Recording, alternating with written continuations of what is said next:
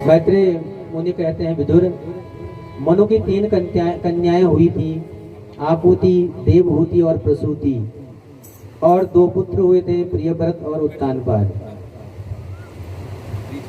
आकुति का विवाह प्रजापति रुचि के साथ हुआ और प्रसूति का विवाह दक्ष प्रजापति से, और देवहूति का अभी अभी आपने प्रसंग सुना कर्दम से। लेकिन यहां पर कह रहे हैं कि दक्ष प्रजापति से उनकी जो पत्नी थी प्रसूति, उसके गर्भ से 16 कन्याओं ने उत्पन्न जन्म लिया। 13 कन्याएं धर्म को ब्याही गई, एक अग्नि को, एक पितरों को और एक भगवान शंकर को। जो भगवान शंकर को ब्याही गई वो नाराज हो गई, उसकी कोई संतान भी नहीं हुई।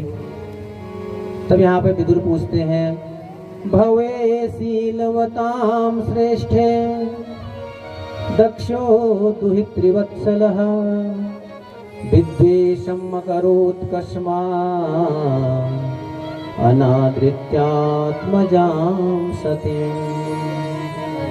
कह रहे महाराज, दक्ष तो अपने बच्चों से बड़ा प्रेम करते थे, लेकिन उन्होंने द्वेष क्यों किया?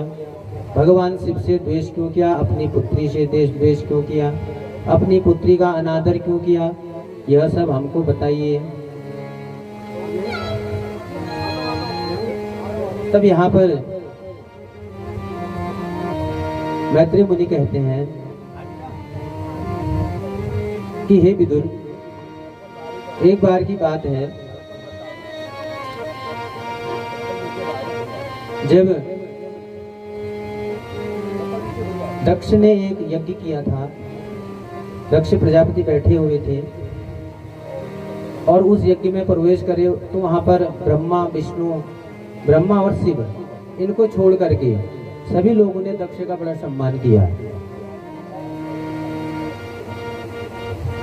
दक्ष ने सोचा, ब्रह्मा तो मेरे पिताजी हैं, उनको तो उनने प्रणाम किया, लेकिन शिव जी के प्रति दक्ष के मन में बड़े बैर भाव आने लगे।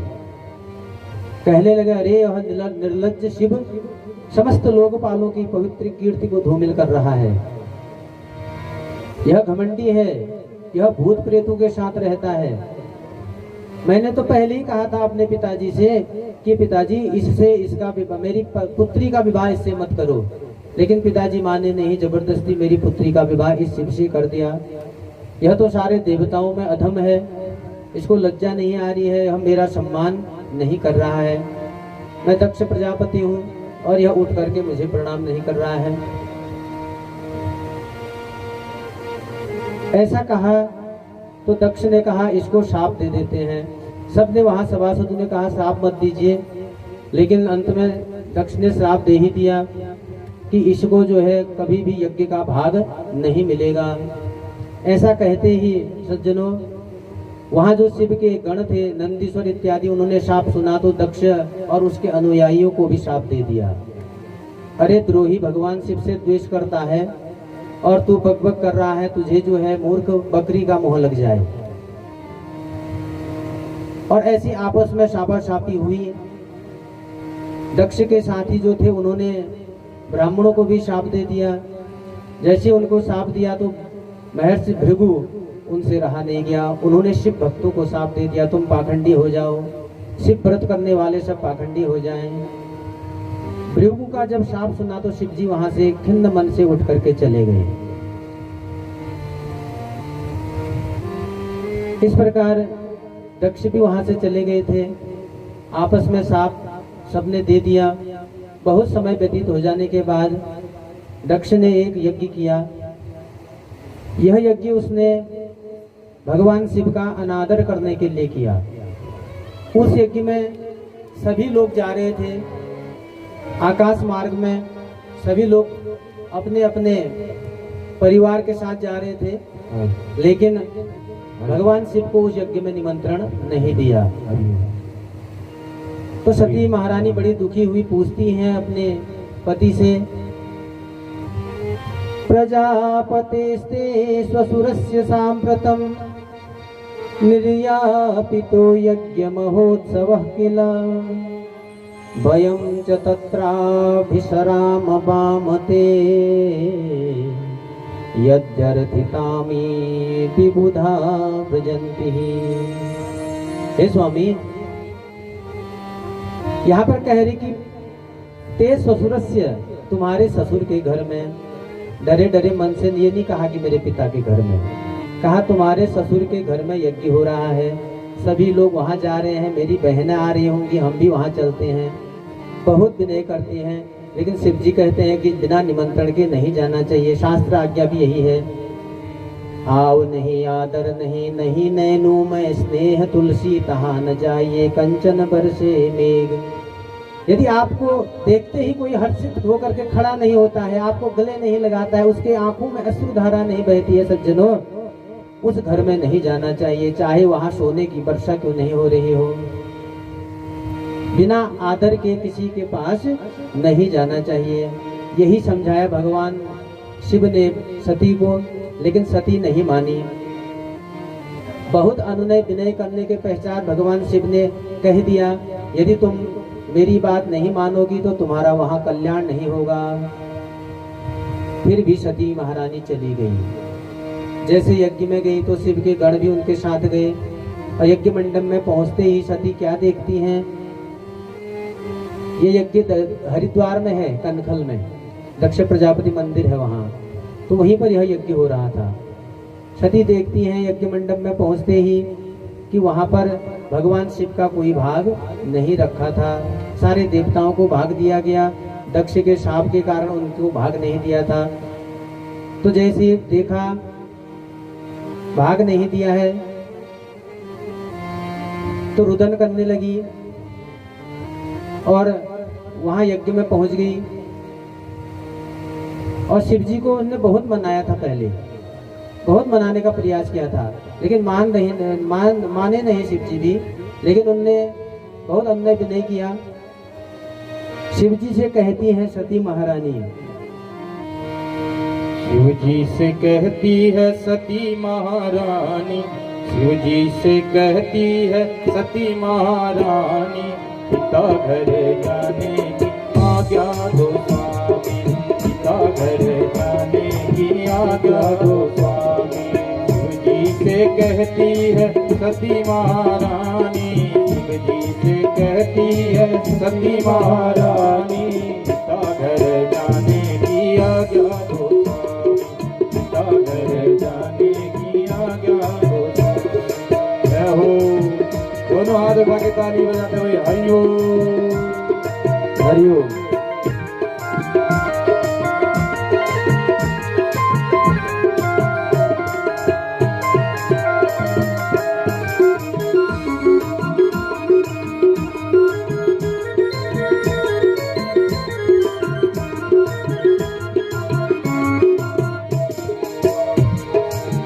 हमारे पिताजी ने यज्ञ रचा है, हमारे पिताजी ने यज्ञ रचा है, हमारे पिताजी ने यज्ञ रचा है, हमारे पिताजी ने यज्ञ रचा है।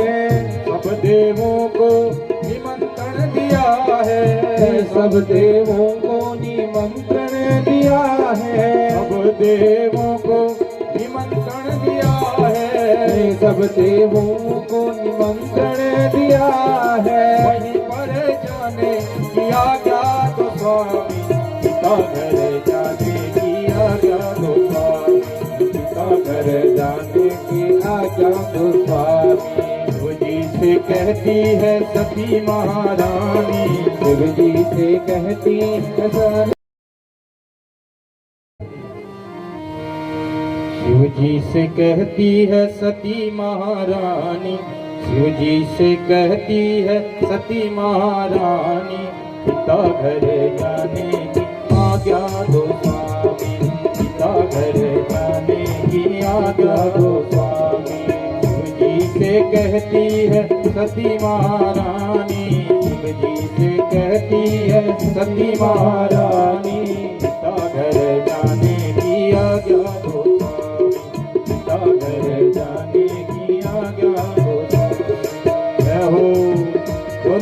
उठा के ताली बजाते हुए हरिओम। हरिओम।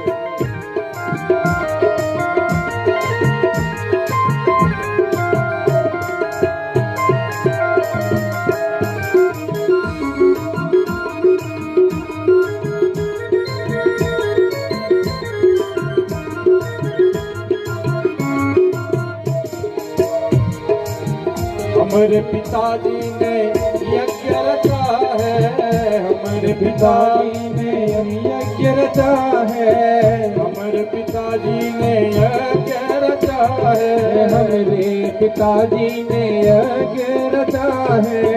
सब देवों को निमंत्रण दिया है, सब देवों को निमंत्रण दिया है, सब देवों को निमंत्रण दिया है, सब देवों को निमंत्रण दिया है। वहीं पर जाने किया क्या तो स्वामी, पिता घर जाने किया क्या तो स्वामी, पिता घर जाने की आज्ञा तो स्वामी। शिव जी से कहती है सती महारानी, शिव जी से कहती है सरस्वती रानी, पिता घर जाने की आज्ञा तो स्वामी, पिता घर जाने की आज्ञा तो स्वामी, पिता घर जाने की आज्ञा तो स्वामी, पिता घर जाने की आज्ञा तो स्वामी हो।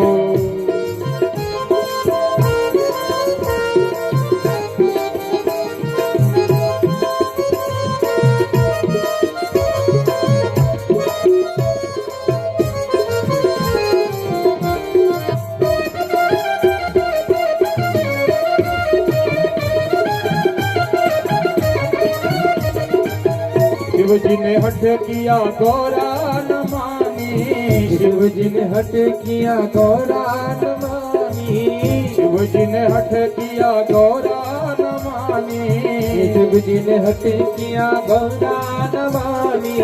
कर्म का खेल किसी ने न जानी, कर्म के खेल किसी ने न जानी। 16 श्रृंगार कर चली गौरा रानी, पिता घर जाने की आज्ञा तो स्वामी, पिता घर जाने की आज्ञा तो स्वामी। शिव जी से कहती है सती महारानी, शिव जी से कहती है सती महारानी, पिता घर जाने की आज्ञा तो स्वामी, पिता घर जाने की आज्ञा तो स्वामी, पिता घर जाने की आज्ञा तो स्वामी, पिता घर जाने की आज्ञा तो स्वामी। जय हो।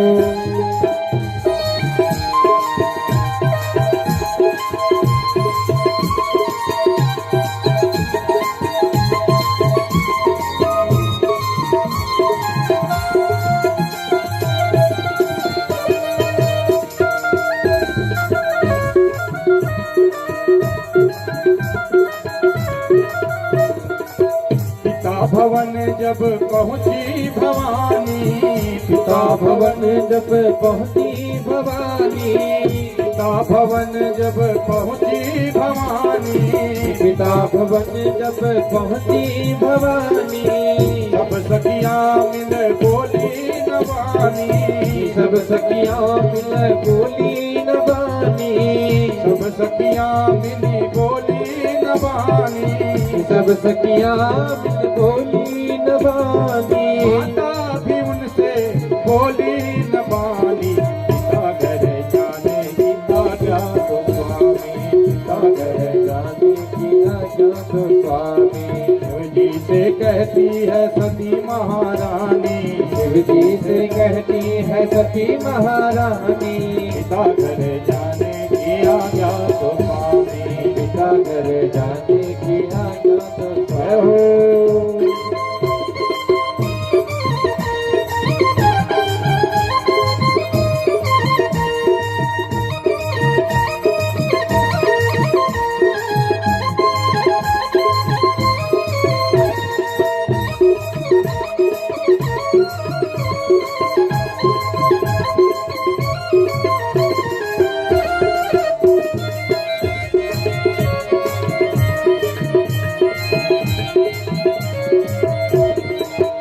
यह देख पीछे पछताई गौरा रानी, यह देख पीछे पछताई गौरा रानी।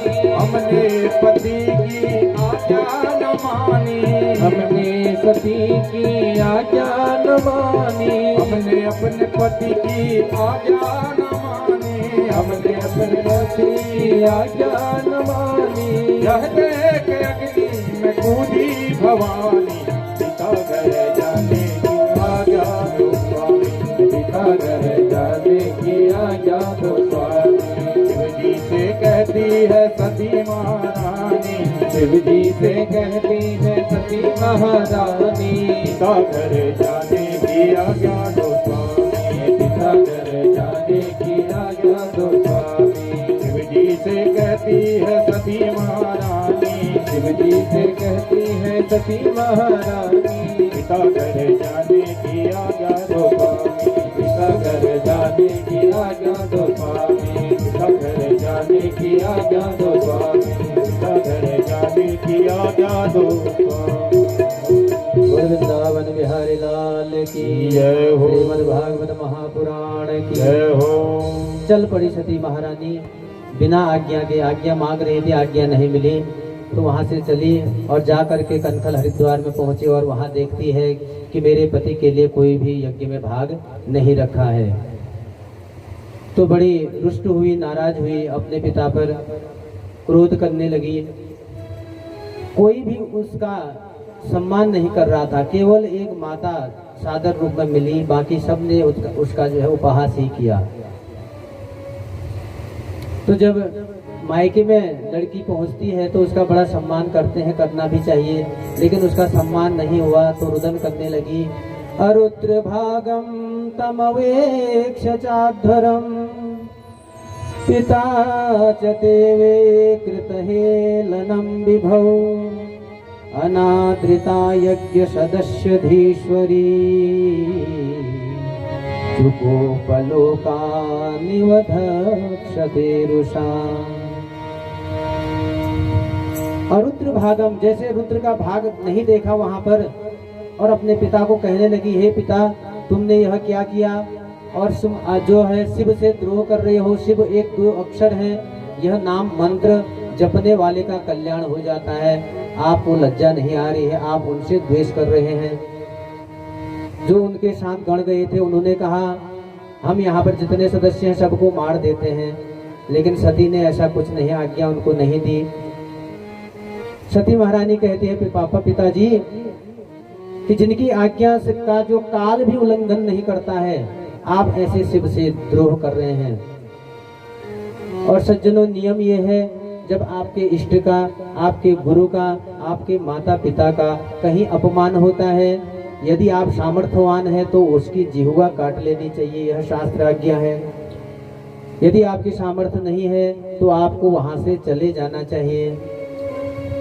सती ने यही सोचा कि ये मेरे पिताजी हैं, मैं यहाँ पर कुछ कर तो नहीं सकती हूँ, लेकिन सती ने सोचा कि मैं अब इस देह को नहीं रखूंगी, क्योंकि यह देह में यदि मैं रखूंगी तो भगवान शिव जब मुझे दाक्षायणी करके बुलाएंगे तो उस समय मुझे लगेगा मैं दक्ष की पुत्री हूँ, मुझे बड़ा ही अपमान महसूस होगा। ऐसा कह करके सती महारानी योगस्थ हो गई और अग्नि प्रकट करी और भगवान शिव का ध्यान करा और अपने इस देहाभिमान से मुक्त हो गई। जैसे ही सती का शरीर जला तो चारों ओर जो वहां बैठे थे हाहाकार करने लगे और सभी यज्ञ में जितने भी सभासद थे सब आश्चर्यचकित होकर के देखने लगे, ये क्या हो गया, ऐसा क्यों कर दिया इन्होंने। नारद जी ने भगवान शिव को जैसे ही कहा कि सती जल करके भस्म हो गई, भगवान शिव को जैसे ही कहा कि सती जल करके भस्म हो गई, करालम महाकाल कालम कृपालम गुणागार संसार पारम नतो हम तुषाराद्रिशंका शिकोरम गभीरम मनोभूत कोटि प्रभा श्री शरीरम। भगवान शिव का कराल महाकाल रूप प्रकट हो गया, क्रोधाग्नि से जलने लगे भगवान शिव। उन्होंने एक अपना जटा से एक बाल खींचा, धरती पर फेंका और वीरभद्र प्रकट हो गए। वीरभद्र ने कहा आज्ञा दीजिए। भगवान शिव कहते हैं दक्षम शयज्ञम जहिमद्भटा नाम जाओ दक्ष को यज्ञ सहित नष्ट कर दो। जैसी वीरभद्र वहां से चला सज्जनों, ऐसी हवा चली, ऐसा तूफान चला, सभी यज्ञ वाले सोचने लगे कि ये क्या हो गया, कहां से यह हवा आ रही है, कहीं प्राचीन बरही का आजकल राज्य तो नहीं है जो दंड देने में प्रथम है। वाता न वांति न संति दस्यवः, तो यह हवा कहां से चल रही है। सब के सब ऐसे विचार कर रहे थे सभासद, तो तब तक वे सभी लोग वहां पहुंच गए। वीरभद्र के सैनिक पूरा यज्ञशाला को घेर लिया और यज्ञ को पूरा अपवित्र कर दिया, सबको मारने लगे। और जो हवन कर रहे थे, भृगु जी हवन करने में लगे थे, वीरभद्र ने उनकी दाढ़ी मोछें नोच ली और दक्ष की गर्दन काट करके कुंड में आहुति दे दी और पूषा के दांत तोड़ दिए। तमाम जितने भी वहां पर बैठे हुए थे सबको कुछ न कुछ उनने वहां पर पिटाई करना शुरू कर दिया। हाहाकार मच गया चारों तरफ। सभी लोग ब्रह्मा जी के पास गए कि कहे हमारा यज्ञ का जो है विध्वंस हो गया, यज्ञ भंग हो गया, क्या करें। तो उन्होंने कहा चिंता मत करो, तुमने भगवान रुद्र को भाग न दे करके बड़ा ही अपराध किया है। इस अपराध से बचने के लिए अब आप उन्हीं के पास चलते हैं। सब भगवान शिव के पास जाते हैं। ब्रह्मा जी भगवान शिव की स्तुति करते हैं और मनाते हैं उनको कि ये यज्ञ जैसे तैसे आप पूर्ण कर दीजिए, हम आपको यज्ञ का भाग दिलाएंगे। और कहा कि जो भी यज्ञ में अंत में जो शेष सामान बचेगा, जो शेष सामग्री बचेगी, सब आपकी। भगवान शिव प्रसन्न हो गए और आकर के इनकी प्रार्थना पर ही आगे बढ़े और दक्ष को बकरी का सिर लगा दिया गया। और जो भग देवता थे उनसे कहा तुम यज्ञ का जो भाग है मित्र देवता के नेत्रों से देखना। पूषा से कहा तुम पिसा हुआ अन्न खाओ और भृगु की जो मूछें थी वो बकरी की लगा दी। इस प्रकार सबको कुछ न कुछ लगा करके यह यज्ञ शांत हुआ। यहाँ पर विदुर कहते हैं, मैत्रेय कहते हैं, विदुर शिव जी के वचन सुन करके सबने उनको धन्यवाद कहा और शिव जी के साथ सभी लोग वहां पर यज्ञशाला में आए, उनको मनाया। मनाने के पश्चात भगवान शिव कहते हैं अहम ब्रह्मा च सर्वस्य जगतः कारणम प्राण परम, कि मैं शिव संपूर्ण जगत का कारण हूँ। मैं ही शिव हूँ, मैं ही ब्रह्मा हूँ, मैं ही विष्णु हूँ। इसलिए आप जो है हम ब्रह्मा और विष्णु और शिव में कोई भेद न समझे। मैत्रेय कहते हैं विदुर इस प्रकार आज्ञा देने पर दक्ष ने सब प्रकार से पूजन किया। बकरी वाला जो मुंह था उससे भगवान शिव की स्तुति करी और भगवान शिव को कहा कि मैं तो नरक में चला गया था, आपको अपशब्द करके आपने मेरा भला कर दिया, गर्दन ही काट दी और मेरा यहीं पर उद्धार कर दिया। मैं आपका आश्रय लेता हूँ, मुझे क्षमा करें। बोले शंकर भगवान की।